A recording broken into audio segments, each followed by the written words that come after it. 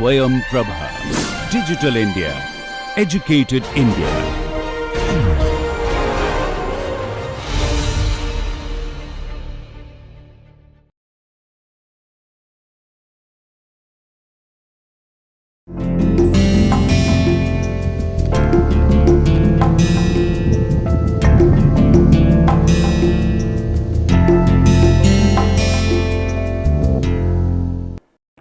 Let us start this lecture with a thought process from famous Swami Vivekanand. He says that you fail only when you do not strive sufficiently to manifest infinite power. It's a very great statement, and one must mull over it to get the power of the statement. And let us recall what we learned in the last lecture. By considering flow to be isentropic in a nozzle, or rather by considering the flow to be isentropic in a variable area duct, we found out a relationship between the area and Mach number, and we also looked at how this can be really function of Mach number. In other words, Mach number will be dependent on the area ratio, that is A at any cross section with respect to the choked area, and also it is a function of the gamma, and we looked at that for a particular area ratio one can have two solutions, one is for subsonic flow, other is for supersonic flow. And we have also argued that why the divergent portion is required to be added with a throat to the convergent portion in case of a Convergent-Divergent nozzle or the Laval nozzle to achieve the supersonic velocity at the exit of the nozzle. And today we will look at basically the flow processes in a Convergent-Divergent nozzle or the Laval nozzle. Let us look at this Convergent-Divergent nozzle, and you can see that it is having a convergent duct, and this is your divergent duct, and this is your throat area. And keep in mind that this is connected to a reservoir having certain pressure of PT2 and TT2, and velocity is basically almost 0 in this reservoir. And if the back pressure here, I can say this is PB, is same as the PT2, there won't be any flow, but if it is lower than that, there will be definitely flow will be occurring through this Convergent-Divergent nozzle. When there is a back pressure is lowered down, there will be certain velocity at this inlet to that thing, and then the velocity of course increases when it is really acting as a nozzle. And we will see that what is happening when you are having certain pressure change of the back pressure, and we will see what is happening by considering the cases. What we are plotting over here is P by TT2, and keep in mind this is your inlet and this is your exit, and this is your, you can say it is a inlet, and we can consider the flow to be quasi one dimensional. This is the inlet, this is your exit, and the throat area will be, this is your throat cross section, the minimum area of this Convergent-Divergent nozzle. And let us consider that for certain pressure of PV for which this nozzle is designed, particularly for the certain Mach supersonic Mach speed or a Mach number greater than 1, and if this PB is same as that for which it is designed, which is equal to the P, then the flow in this convergent nozzle will be isentropic, and then it will be basically pressure will be reducing, and then the flow will be subsonic in this region, and then here it will be Mach number is equal to 1 at the throat section. That means it has reached really choked mass flow condition, or it is aerodynamically choked such that Mach number is equal to 1, and then it will be expanded further in the divergent duct, and you will get this isentropic relationship like whatever for which it is designed. This is basically isentropic flow. But however, when this nozzle is started, the back pressure need not to be same as for which it is designed. So, if the back pressure is, let us say A, that means it is little lower than the reservoir pressure, then what will happen? There will be decrease in the decrease in pressure here due to increase in velocity, because this will be convergent portion will be acting as a nozzle, because the flow is subsonic at the inlet. And however, this velocity will be also subsonic, the flow will be subsonic at the throat, and then this is the divergent portion. So, then the pressure will be increasing because it will be acting as a diffuser. There will be deceleration of the flow, and so also increase in pressure. And at this moment it is not acting as a nozzle, because velocity is not reaching the values, right. Particularly the divergent portion will be acting as a diffuser. And let us say that the PB pressure or the back pressure lowers down a bit, let us say it is around pressure PV. In such a cases, we are considering the flow will be accelerating in the convergent portion of this nozzle, and at the throat it will reach a pressure, critical pressure, at which the sonic wave will be there on the throat. That means the Mach number is equal to 1, and however, the pressure, back pressure is much higher than the throat pressure. This is basically corresponding to the ratio, the is equal to 0.528 for gamma is equal to 1.4, and this is known as critical pressure. At this condition is basically P by PT2 is critical pressure for gamma, and these values will be different for different gamma. If I take gamma 1.2, it will be 0.564. So, depending on gamma, this value critical pressure may change, but here the pressure, back pressure being much higher than the pressure which will be happening at the throat. Therefore, it is being decelerated in the divergent duct, and the flow will be subsonic in nature even in the divergent duct.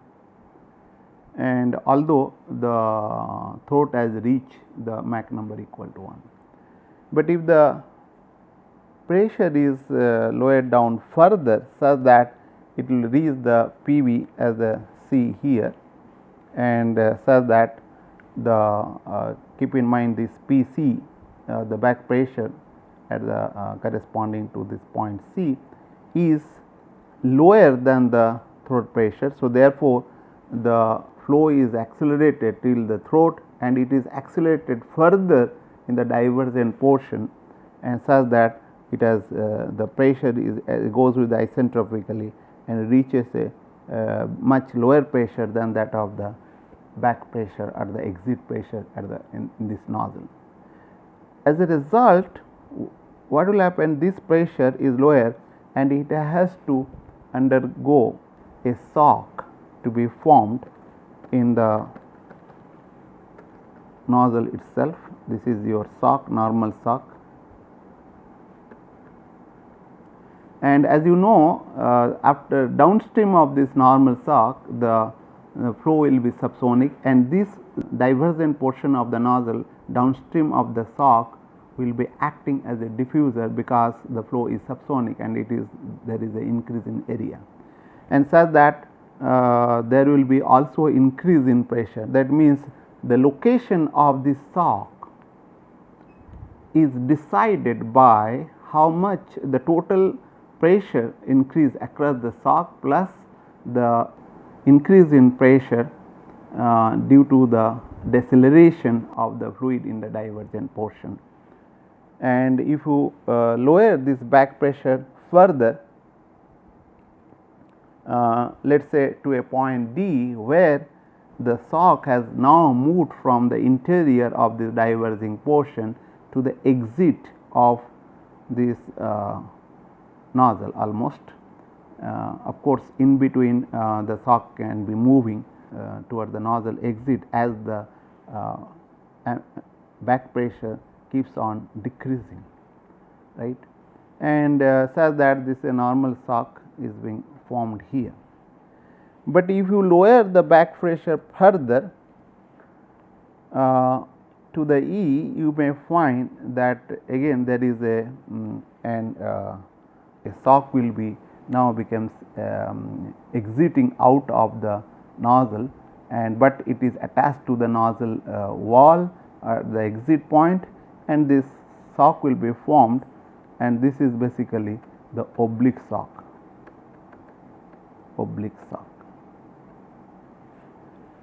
And keep in mind that for this condition from C to the D and EF, any other condition in between this pressure range, the nozzle is overexpanded as compared to the back pressure. Therefore, this is known as overexpansion.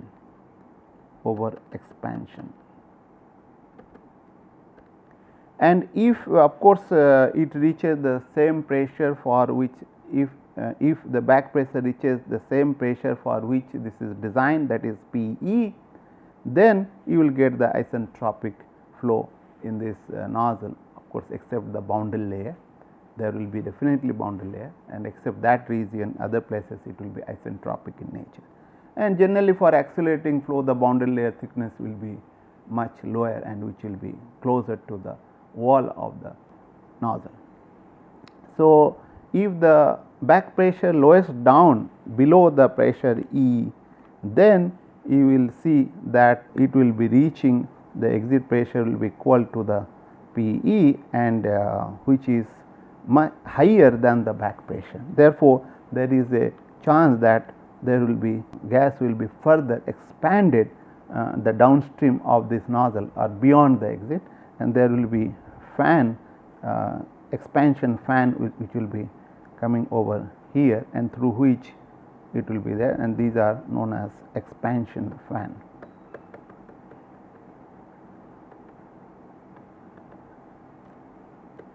The flow will be taking place in this direction, so also the flow, and this is known as under expansion. And the losses in this nozzle during the over expansion and under expansion will be much higher as compared to the fully expanded, that is corresponding to the isentropic flow in a nozzle for which it is designed. And however, over expansion is much higher as compared to the pressure losses during the under expansion. So, you should keep in mind that it is the flow is quite complex, and when the rocket nozzle is being operated in real situation, the rocket engine has to move from the sea level to certain altitude. Let us say it is designed for certain altitude, and at that point it will be really fully expanded, but however below that altitude it will be over expansion, and above that it will be under expansion kind of thing. That means the back pressure, which is same as that of the atmospheric of altitude in which the vehicle is moving, keeps on changing along with the altitude. Therefore, all these processes of over expansion, under expansion, fully expansion will be taking place, one cannot avoid. However, one has to design in such a way that extent of over expansion has to be minimized, so that the losses will be minimized. And of course, there is a other kind of nozzles there which will be adaptable to the altitude or the back pressure with minimum losses. Let us now summarize what we have learnt in this flow features in a D level nozzle. So, what we learnt that for pressure P A by P T less than 1, the flow is subsonic at the throat and also the convergent portion of the nozzle, and also in the divergent portion of the nozzle, and this divergent portion acts as a diffuser. That means the flow will be decelerating in this divergent portion of the duct. And when the PV by PT is less than 1 and the flow is not only subsonic in the convergent portion, and it may happen that in the divergent portion flow will be also subsonic, because the PB, the back pressure is greater than the throat pressure at the critical condition. So, therefore, the flow is subsonic, and however, when the PC by PT is less than 1 and the PC happens to be less than the throat pressure, so then throat will be not only attaining the Mach number 1 or the sonic condition, but the flow in the downstream of this throat will be supersonic, and a normal shock will be formed depending on the how far this back pressure is away from the expanded pressure or fully expanded pressure. And when PE is by PT2 is less than 1, that means it is basically the back pressure is same as that of the PE, thus there will be shock free isentropic flow across the nozzle, because for this PE the nozzle is designed.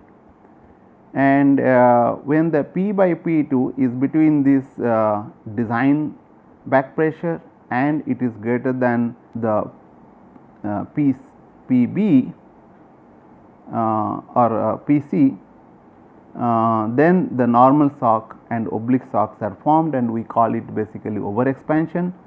And when the pressure back pressure is less than the PE for which the nozzle is designed, there will be expansion wave are formed because it is the nozzle is under expanded.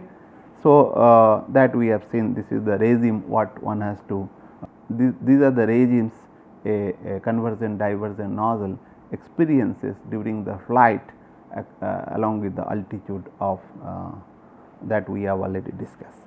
So, let us now look at that what happens when it is interacting with the atmosphere. And if you look at, I have shown you a nozzle, this is a rocket nozzle, and convergent divergent nozzle, and it is basically the hot gases are emanated from the exit of this nozzle, and it undergoing the various shock patterns, and then you can see that the jet boundaries, you can see these are the, because here it is the atmosphere pressure which will be all the time it will be remaining constant, and this is the jet boundary, you can say, or the free boundary. And keep in mind that pressure is across this boundary will be remaining constant, because the atmospheric pressure cannot be changed.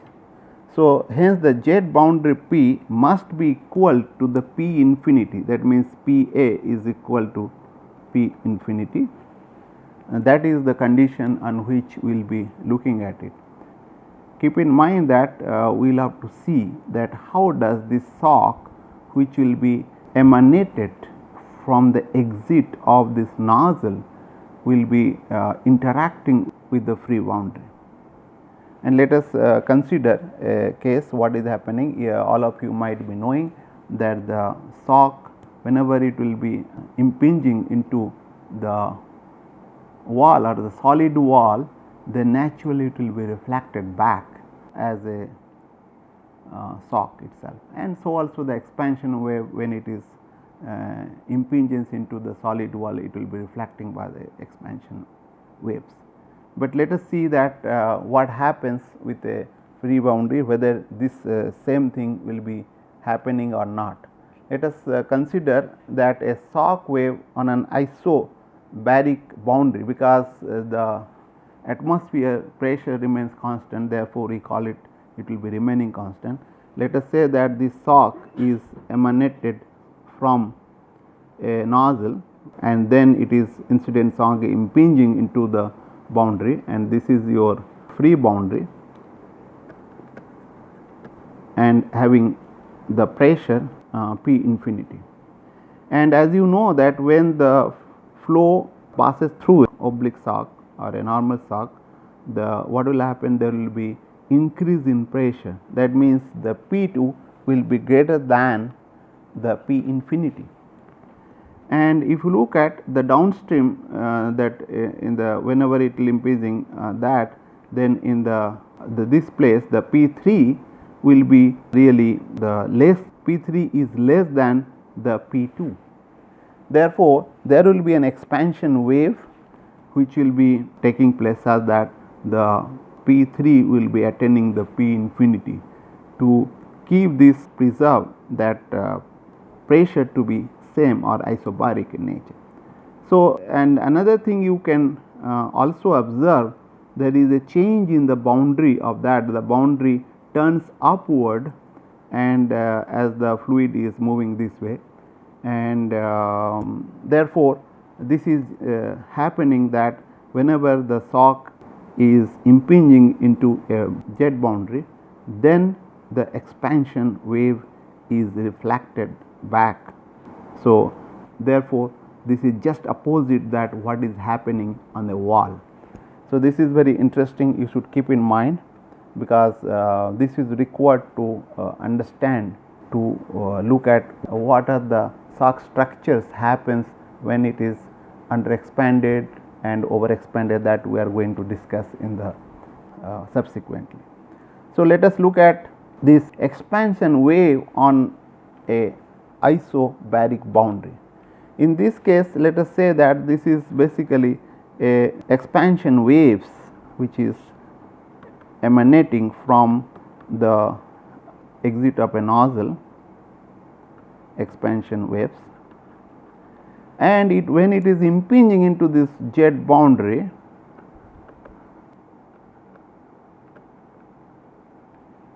then what happens, like if you look at this pressure P2 will be lower than the P1, and however the P3 is will be basically greater than the P2. Therefore, there will be a compression waves which will be formed, because without that it cannot, flow cannot really take place, compression waves, and these compression waves is coalesce into forming a shock. It all coalesce to form a shock. So, and such that the pressure P3 is same as that of the P infinity, that is the free boundary or the atmospheric pressure. So, therefore, this is just opposite things are happening, like expansion waves is when impinge into this jet boundary reflected as the compression wave and then converted into shock wave. So, to summarize that the waves incident on a free boundary reflects in the opposite manner, this you can call it as a unlike a reflection, and whereas for the when waves incident on a solid boundary reflects like manner, therefore, we can call is basically like reflection, and that is true for the shock and then expansion waves. and these features you should keep in mind, so that we will discuss. But another important point what I missed is that you can see this jet boundary is basically turned downwards towards this, downwards toward the shock, unlike in the case of a incident shock, it is moving upward or away from this reflected expansion. So, therefore, this boundary, the free boundary will be changing depending on the kind of, whether it is a shock or a expansion waves is impinging into the boundary. Therefore, you will find there is a increasing, decreasing, all those things, boundaries is changing. So, that will be very clear, and then it goes on changing these things till the shock strength is reduced or diminishes, and then after that of course it will not be there. So, with this we will stop over here. In the next lecture we will be discussing about basically various patterns what will be taking place from a nozzle, particularly under over expanded condition and under expanded condition. Thank you very much.